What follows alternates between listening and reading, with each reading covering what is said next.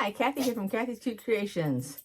Today it is week 4 and it is the berries star block, and we're going to make 8 of them. So it's all a repeat of the same thing to make this block. So it's only one block, but it's 8 of them. So you should download this piece of paper by now. Okay. It's not going to be hard to do. And we'll put it together in rows just like before. And if you notice, this block is just like last week's block. The center part right here, this part right here is just like last week. The only thing is we're just making the one. Okay, let's go ahead and get started. There's only these 4 different colors of fabric, and I'll show you here that I've got on the board. Fabric, which is the white. You have the E, which is the silver on white, which, see, that's silver. There we go, that's better. All right. We have the C, which is this darker blue. This here is our fabric F, which is the berries.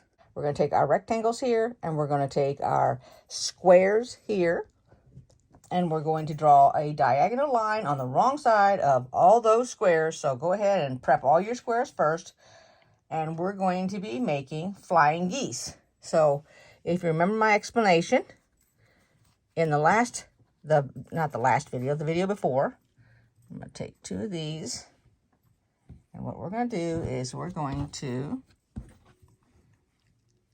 put it like this. It will be, we're going to sew it diagonal. We're going to cut off the excess. We're going to flip it up. Then we're going to put the other one on like this. We're going to sew it diagonal. We're going to flip it. We're going to cut it off and flip it up. Well, it's hard to do it one-handed, y'all. I can't even get a grip on it. There we go. And then we'll have our flying geese. All right, so let's go ahead and mark all the fabric first. That'll be a little time consuming. So have a seat, mark it all up, mark all these little squares. Oops. 1 minute I can't get a hold of it, the next minute it's sticking to me. Okay, here's what our block looks like. We take our square here, and we're going to put it, and you can put it on whatever corner you want. I line it up here on the corner, just like that. If you want to put a pin in it, put a pin in over here so it won't interfere with your sewing, or over here. And then we're going to go from the top up here. We don't want to go down here because lots of people don't sew with the foot that has just a little circle in it. Now, if you're confused by that comment, I'm trying to look for my foot here, and I'll show you real quick. I have 2, they're not foots, I'm sorry. They're plates. So this plate comes with my sewing machine. I am not prepared, I tell you what. Lordy, lordy. Okay. So on the sewing machine, it looks like this. I'm trying to see, how does it look? Like this, so that you can read the numbers. Hopefully, there you go. All right. This little hole right here is where the needle goes up and down, up and down. Okay? So if you have this foot, it's not a problem when you start here and sew there. If you want to turn this upside down like this, and you just wanted to sew from this corner downward, that's not a problem. But if you have the other foot, and that's what I have on my machine, instead of having a little hole like this, it has an oval about the size of that plate right there. So it's an oval shape, and therefore if I was to start down here at the bottom, then that is going to jam down inside my plate. So I've swapped out my plate because I normally don't use the one with the circle, all right? Which is fine, it's your preference. And so I always start up at the top, and then it won't get jammed. Otherwise, you could have a leader ender. And for those that are new and don't know what leader ender are, I'm going to get me one right now and show it to you so you have a clue. A leader ender, in my case, because I am going to make a whole bunch of little 2.5-inch squares. So this is a leader ender. It's 2 pieces of fabric, same size, 2.5 inch. And then what I would do is I would take it, and to avoid the jamming now, instead of starting here up at the top, just come in a little bit right here, So all the way down, and when I get to the end of it, it's sitting on my sewing machine like this. Then I would go ahead and butt this up against it and start sewing. And then that keeps your fabric from jamming in your machine because it's already got something connected to it. And since this is your leader ender, you don't have to start at the very tip top. You can start anywhere because once you cut this off, you can just turn it around, flip it upside down, and then go ahead and sew back down off of the fabric, okay? Because that's just your leader ender, so you're going to set that aside. Now, other people just take a piece of fabric and just reuse it, okay? Just sew on it, reuse it, sew it again, and then they trash their little piece. So let's go ahead and we're going to make one of these so that we can see what it looks like. I wanted to let you know that I watched this lady on, I look at Facebook every now and then, and she was given a challenge to read 12 books within the next 12 months, so that's one book a month. She picked 12 friends to give her one book each, so whatever selection. They didn't give her a bunch of selections or 2 or 3 selections. They literally gave her one selection, okay? It's just an idea of which book to read. She did not pick a genre or anything like that. And she's going to read one a month. Now, and other people have said, oh, you know what, I may do that. But I tell you what, I couldn't do that because I am way too picky in what I read.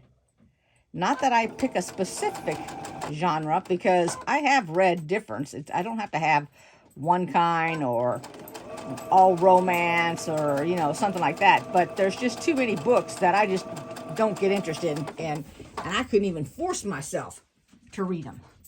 Now what I'm doing is I am making 4 of these because we're going to need 4 to make our square. So I'm just going to chain stitch so that I've got 4 of them here.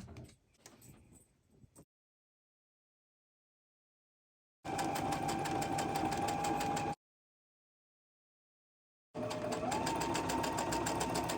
many do I have? I lost count.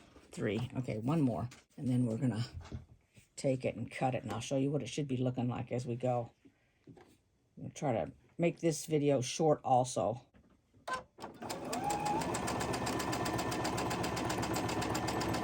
Another thing, I had my title on my last video incorrect. Not my last one. I don't know why I said my last one. The one before that. So for week 2, I had it labeled week 3, and I didn't realize it until I went. Every now and then I have to turn my computer on because it does these constant updates and everything. And if I want to be on track with it, I've got to get it updated before I can get back onto my computer to do anything. So I fixed that, although nobody said anything about it, but that's fine. Sometimes you catch it and sometimes you don't. So let's cut all 4 of these, and I'm going to iron them open. And then I'll show you what they look like before we sew on to the next one. This is what you have. You have 4 of them. There's 4 right there. We're going to take this. We're going to put this square on there. And then we're going to sew from this corner down. Remember that when you started this project here, you did a bit of spray starch, best press, whatever you used, it doesn't make any difference, that you need to continue that with all of it. So either the whole thing got done or parts of it got done, like after it was totally cut up and then you decided to do it. But you have to continue that through your whole entire project, otherwise your pieces will not come out correctly. Alrighty? So I went ahead and I ironed all these. They're all marked up here. I'm going to try to get the 4 of them done. Sorry for my hands being in the way. There we go. Oops.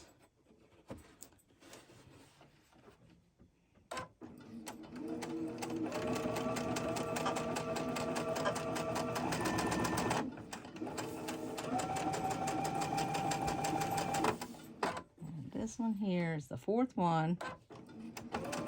Now, of course, you know, you can chain stitch all yours. It'll go a lot faster. I'm just doing the 4 so we can get this one block done so you can see what it's supposed to look like.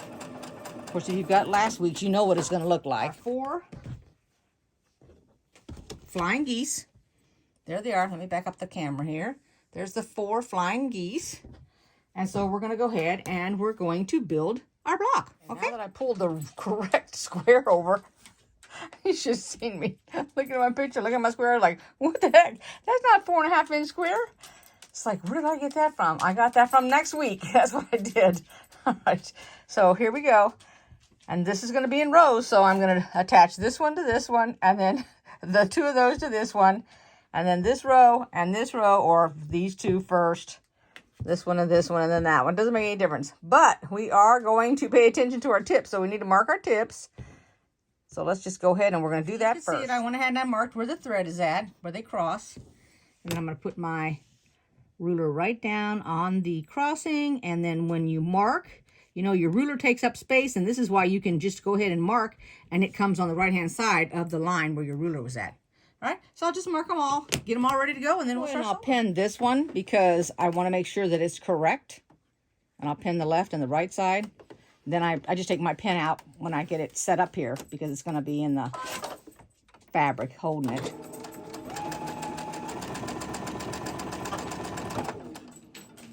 So we're going to use the grips to grab this fabric over here.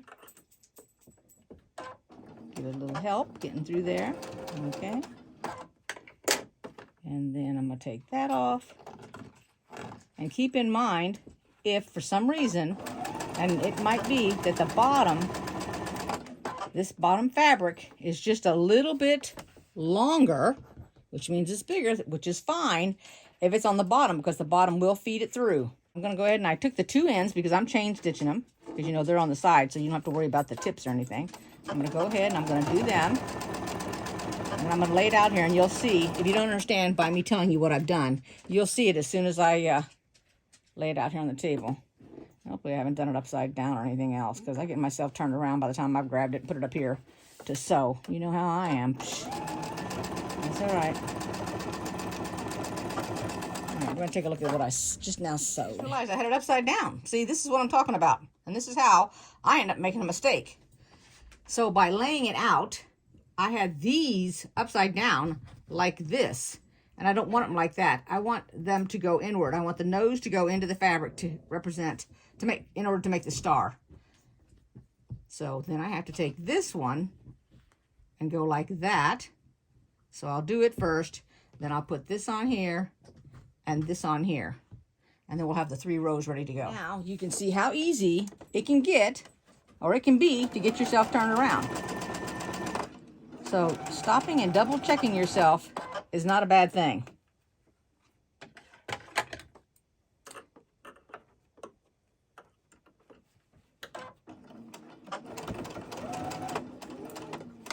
And in my case, Lord knows I need to do it constantly.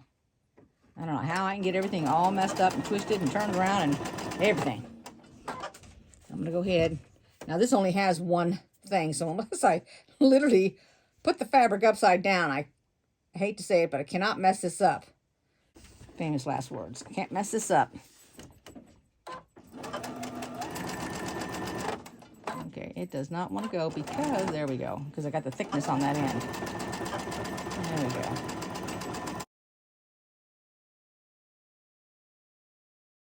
I have finger pressed these open. If I stop and I iron them, I will lose it'll be this, where I've got it marked right there.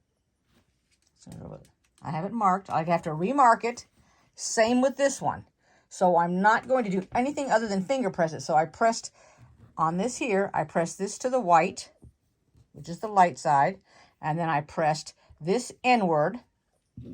And the reason for that is because now these will literally snuggle, because one's going one direction and one's going the other.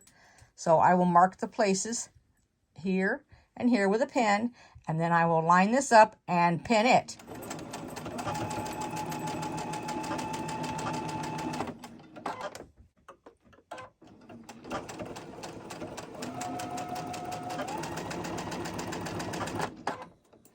Try not to go over any of your pins. You can avoid it. Let's make sure here.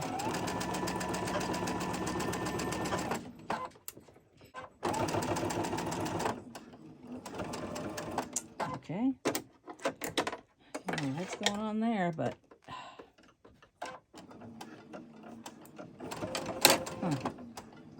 maybe all right, let's Take a look at that. Here is the last one, third row.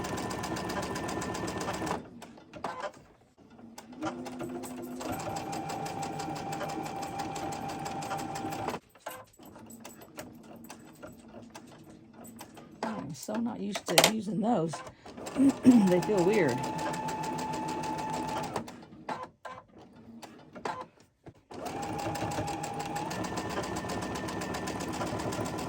Let's take a look at it. It is all done. Haven't lost any of our tips. That is the main thing, is not losing any of the tips at all. Yep, nothing's lost. So let me iron it. There we go. All 8 of them done. Oop, that one's covering up that one. There we go. So we have all 8 done. I hope you enjoyed this video. Make a comment if you'd like. Give me a thumbs up. If you have not subscribed, go ahead and subscribe so you can catch the next one. Thanks for watching. Bye-bye.